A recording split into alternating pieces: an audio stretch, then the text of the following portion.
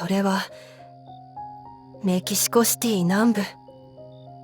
静かな水路が張り巡らされたソチミル湖の奥深くにあった。古代アステカの時代から続く運河のその先に、不気味な無数の人形が吊るされた小さな島がある。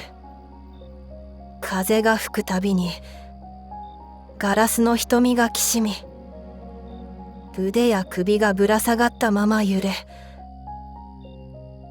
まるで生きているかのように、観光客は好奇心からそこを訪れる。だが帰る頃には誰もが口を閉ざす。見た気がする。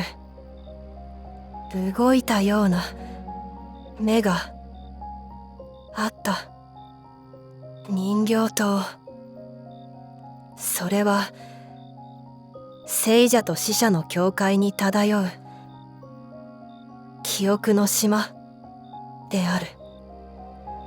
この島の始まりは1950年代に遡る。一人の男がこの無人島に住み着いた。なおドン・フリアン。彼はある日、島の近くの水辺で少女の溺死体を発見したという。死体を発見した翌日、水面に一つの人形が浮かんでいた。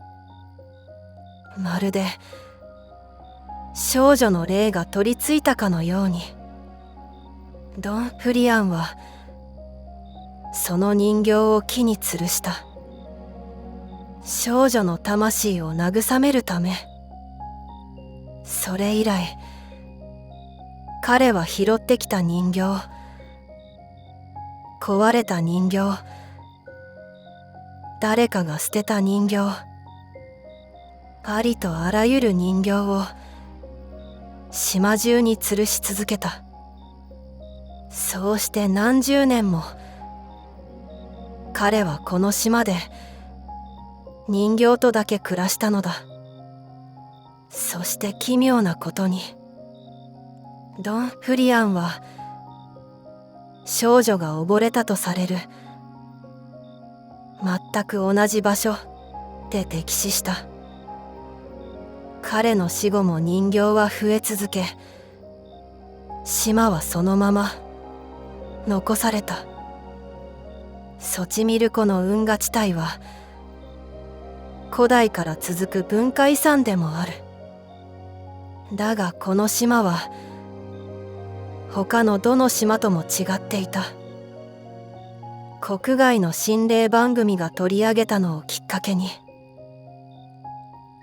人形が夜に瞬きをする。声が聞こえる。写真に少女の姿が写った。といった噂が広がっていった。現在では観光ツアーの一環として訪れることもできる。だが現地のガイドたちは必ずこう忠告する。あの島では絶対に人形に触れてはいけない。触れた人は連れて帰られることがあるからだ。実際帰宅後に事故に遭った悪夢に悩まされた。そんな後日談をネットに書き込む者も後を絶たない。なぜこれほどまでに不気味さを感じさせるのか。人形は本来守護や身代わりの意味を持つ。それが大量に無秩序に、しかも壊れたまま吊るされることで、人は強い不調和を感じる。それに加え、島そのものが孤立しているという点も大きい。つまりこの場所は物理的にも心理的にも外界と隔絶しているのだ。そしてもう一つ、実際に死者が出たという伝承が人形の視線や沈黙に意味を持たせてしまう。つまり人形塔とは魂を慰める儀式の果てに生まれた異界なのである。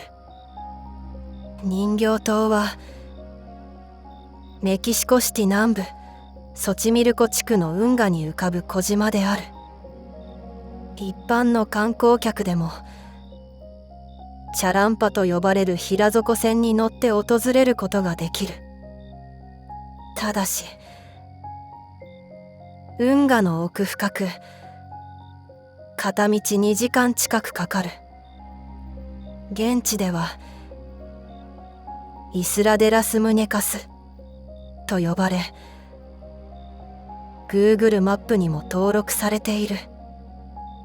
島全体は湿気とカビに包まれ、人形たちは年々朽ち、あるものは目玉が抜け落ち、あるものは首が逆さまに吊るされている。まるで島そのものが死を抱え込んでいるかのようだ。人形塔はただの心霊スポットではない。それは一人の男が死者を悼み静かに捧げ続けた供養の場である。だがそこに吊るされた人形たちは今もなお誰かを見つめている。船が近づくと音もなく揺れるその瞳。もしもあなたがその島に降り立ったなら、振り返らずに、決して振り返らずに帰ってほしい。なぜなら誰かがあなたの帰りを止めようとするかもしれないからだ。それは少女の霊なのか、それともあの人形たちの中に宿った別の何かなのか。おしまい。